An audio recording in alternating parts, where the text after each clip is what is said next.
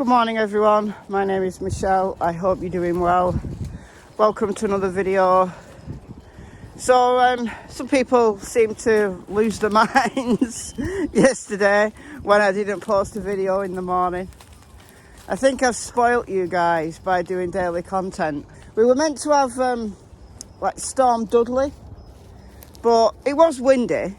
But come on guys, it was not really much more than a strong breeze. I was out all morning in it and it was nothing more than a strong breeze. And I could have made a video early in the morning, but I didn't have anything pressing to talk about, and some people complain about wind noise, so I didn't bother. I just didn't have anything pressing to talk about. But I did put a video together later in the day. Actually, I've been working on for a couple of days, just to bring together a lot of the discrepancies in the timeline of the Summer Wells case. I know I've done timeline videos before. I've done quite a few timeline videos, either talking through the timeline or putting footage together that explains the timeline. But people still seem to struggle and I don't know, they just seem to struggle with it.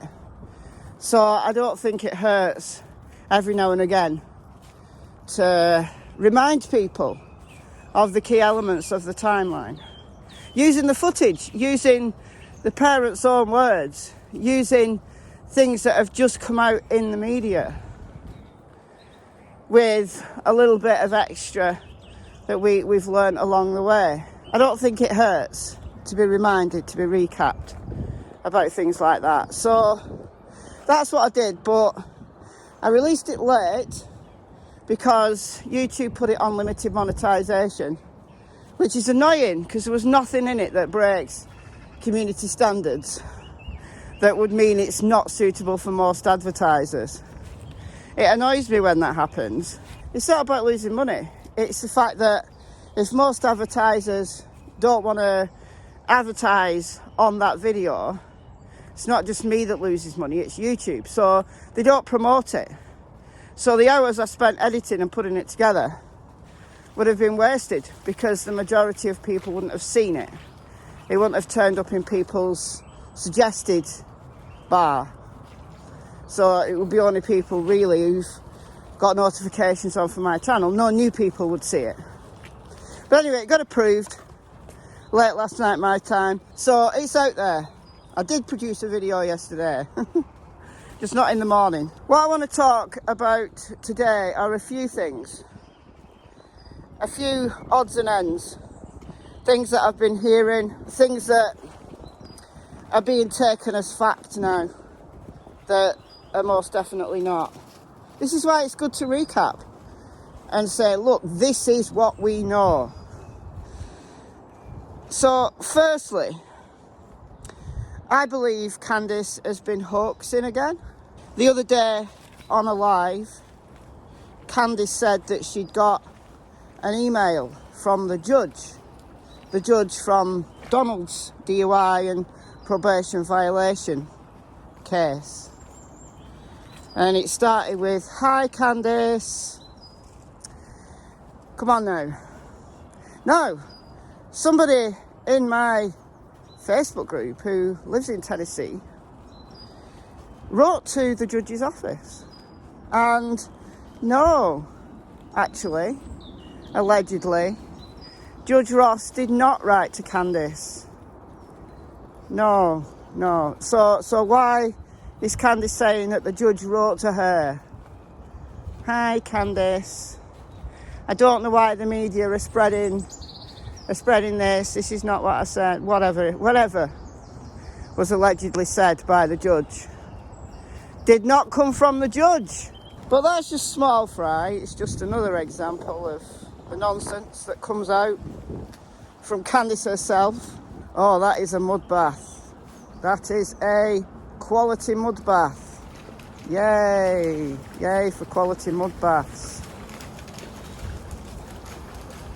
Are you hearing any wind yet? Tops of the trees are moving. We're meant to have Storm Eunice later. which is meant to try harder than Storm Dudley. We've got an amber weather warning. It's a bit ridiculous because we're going to get some strong gusts, but I think that's just about it where I live. I think down south, the southwest, is going to get it bad. So stay safe down there, guys. I judge all storms in comparison to the great hurricane we had in 1987. That was cool. I think if I lived in an area of the world where there was like tornadoes and stuff, I'd be a storm chaser. I like storms. I like thunderstorms best. But I do like a good windy storm. But stay safe, guys. You know, watch out for falling trees and stuff like that. Not that there's any around here. It's very calm. There's people, channels, people who ask me questions in my comment section or in my Facebook group. And I think, I know where that's come from. And it's nonsense. But it's now been stated as fact. It's annoying. It's annoying. More mud bath here. Some of what I've been seeing comes from Fred Hill. If you've been following Sleuth Dog, he's not made a video now for over a week. Sleuth Dog better get his act together. But if you've been following Sleuth Dog, you'll know that Fred Hill has been the subject of some playful derision, shall we say. But when Ziggy went to Tennessee, she met with Fred Hill. And he said a whole load of nonsense, him and his wife. Whole load of nonsense. Like he said that the Wells had this prostitution ring going for like several months, and he thought that Rose Bly was there. And that as well as advertising prostitution, they were like giving pies away. It's like, what? But there's something that I think is a bit serious that I'm hearing. And honestly, I didn't hear Fred Hill say this.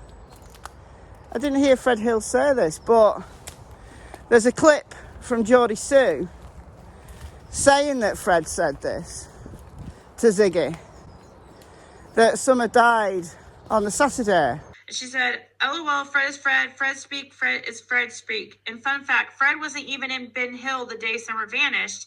And I've mentioned why and when he actually came into Ben Hill in my videos. I said, oh, wow. That is a fun fact. And she said, and cops and feds were there when he came in, and the name he gave you is wrong. And I said, what name? And I said, whose name? She said, and he told us Summer was killed Saturday. So Fred is Fred, like I said. Fred speak. Now, Summer went missing on the Tuesday. So I don't know whether this comment is Summer actually died the Saturday before. So what would have that have been? 14, 13, 12th. The 12th. That she died on the 12th. Or was it the following Saturday? So she was reported missing on the Tuesday, the 15th, but didn't die until the Saturday, the 19th. I don't know which Saturday. I listened to the interview that Ziggy did with Fred Hill and his wife. Fred Hill's a neighbour, by the way. Lives a bit further down Ben Hill Road than the Wells. And I didn't hear him say it. Now, there was part of another interview that she'd done the day before. And I don't think that's on her channel now. And I didn't record any of it. So it could have been in that interview. So it's a bit like he said, she said. But I'm just pointing it out that this is what's been claimed. And there's absolutely no evidence for it.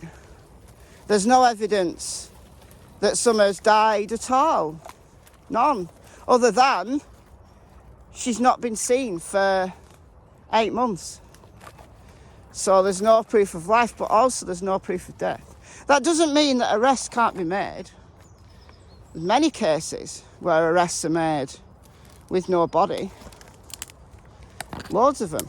And it tends to be that when it's a missing child's case, and we've got loads ongoing at the moment, it's like how many more are there going to be where the parents or the people in guardianship of that child who is missing get arrested? But they get arrested for something else, and they kind of arrest them and hold them and hope that they'll talk. So at the moment we've got the Cody Bigsby case in Hampton, Virginia, where within days of Cody being reported missing by his dad Corey was arrested on 7 counts of child neglect, child abuse, leaving some very small children home alone. And it's obviously a very real charge. Now there's issues with that case, that due process wasn't followed, Corey's rights were violated, that he asked for an attorney twice after a polygraph. And this was on the early hours of the 1st of February, so it was really early on in the case, where Corey did a polygraph. According to the police chief, the situation got heated. Now, we don't know the results of the poly, but the detective, who's now been taken off that case and I think he's suspended, is on paid leave, so he'll be suspended pending an investigation, denied an attorney. But at the moment, those charges still stand. But it's nothing to do with the disappearance of Cody. They've got him on and held him on what they can. Harmony Montgomery, missing for 2 years. Her dad, her violent father, and his then wife, who was claiming benefits for Harmony this whole time. So that's what she's been done on. And then Adam Montgomery has been done on a charge that is alleged to have happened like in 2019, I think, but not for her disappearance. Everybody has failed Harmony. Everybody has failed Harmony. Oakley Carlson, another one. Everybody has failed Oakley, except for the foster parents who loved her and cherished her. The CPS decided to take her back and reunite her with her parents. And the last time she was allegedly seen was February last year. Her parents have been arrested for failing to give medication to another one of the siblings. So got them on that to hold them. There's also the recent case, Serenity McKinney. She's not been seen since December 2020 that anybody's actually had eyes on her. But it's from June 2021 when the real problems seem to have arisen. And her mother and her boyfriend have been arrested, but not for the disappearance of Serenity. So do you see a pattern here? This is what police departments seem to do throughout the US at the moment. You know, these are all in different states. That if they suspect the parents, if they suspect the guardians, they know the timeline's off. They know that child disappeared in circumstances different than what the parents are saying. If the timeline doesn't look right, they arrest them. They find something to arrest them for, and they arrest them.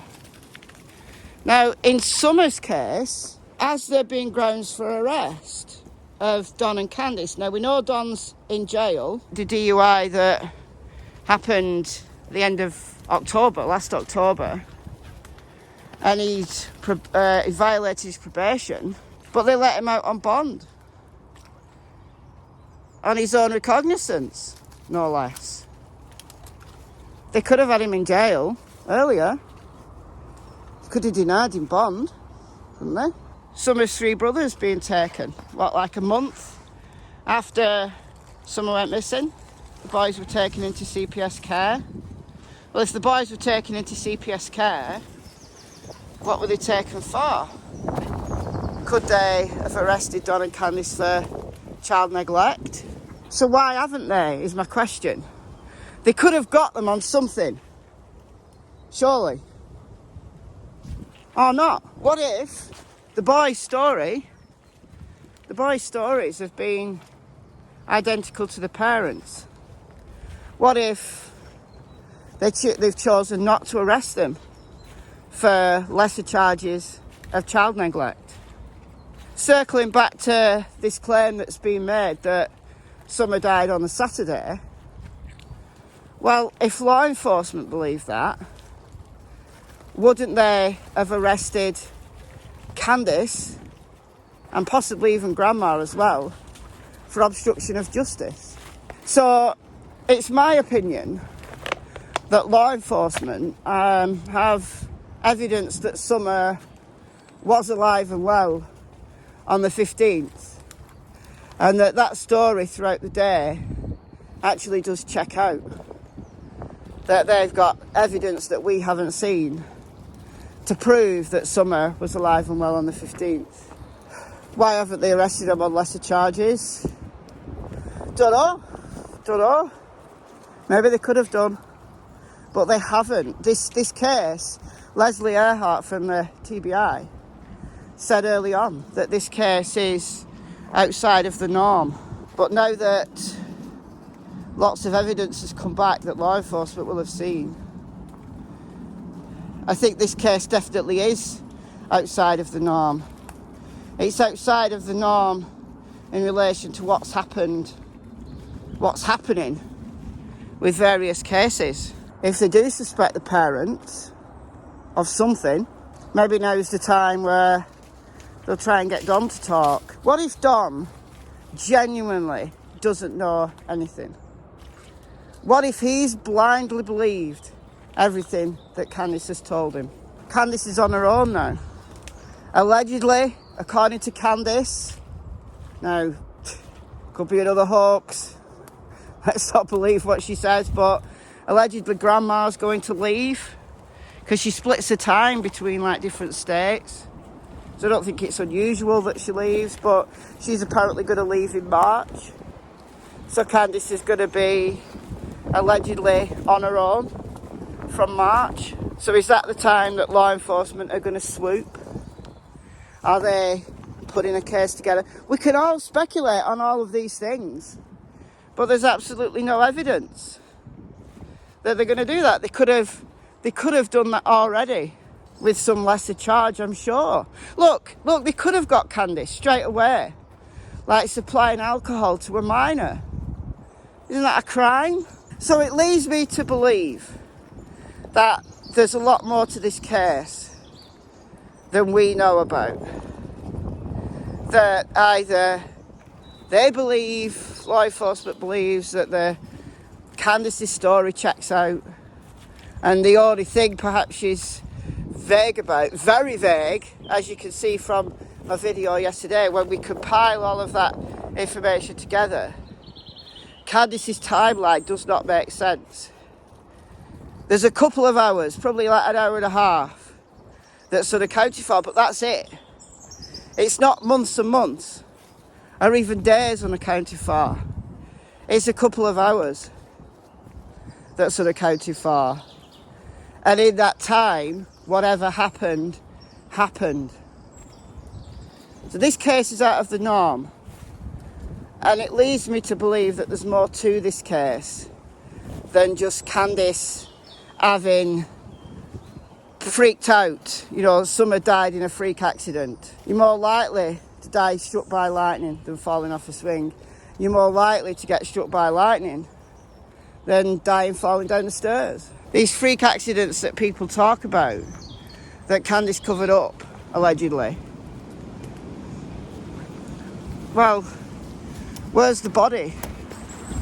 Because surely if law enforcement suspected something like that, they'd have arrested her already, surely. They could have found something to arrest her on. But no, that's not happened, guys. Will it happen? I don't know. I can't read into the future. But it hasn't happened yet. The recent cases that I've just talked through, the parents and guardians were arrested quickly. Quick, smart. It's not happened with Candus. So it leads me to believe that law enforcement perhaps have eyes on other people. Perhaps have eyes on a trafficking ring. Perhaps have eyes of people in the local community who are involved. You know, I've spent a lot of time talking about Sherfy Jr. But there's a whole cast of likely characters in that area. A whole cast of them, who, according to their records, are a whole lot more dangerous than anything Candus has ever been charged with. Many people, you know, are believing the wild conspiracy theories and not going back to basics ever and thinking it through logically. What do we know? And then what can we extrapolate from other cases about what law enforcement do in situations where children go missing under suspicious circumstances? So I shall call it there. We've got a mild breeze happening. I felt stronger breezes in the middle of summer. So come on, Storm Eunice, do your worst. Do your worst, son. I shall bid you farewell. It's goodbye from Miss Tillington and Miss Cassie Springer. Look at the clouds. The clouds looking cool, aren't they? Alright guys, see you later.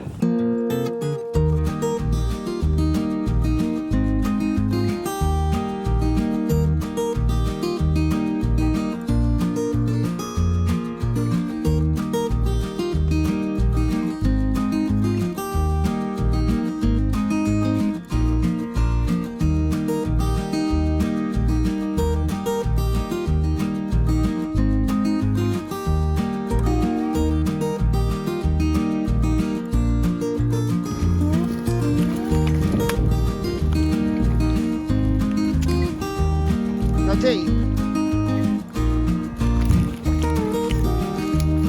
Stuck. Stuck. Come on. Good girl. Stuck then. Could you not get a grip? Not get a grip on the banking?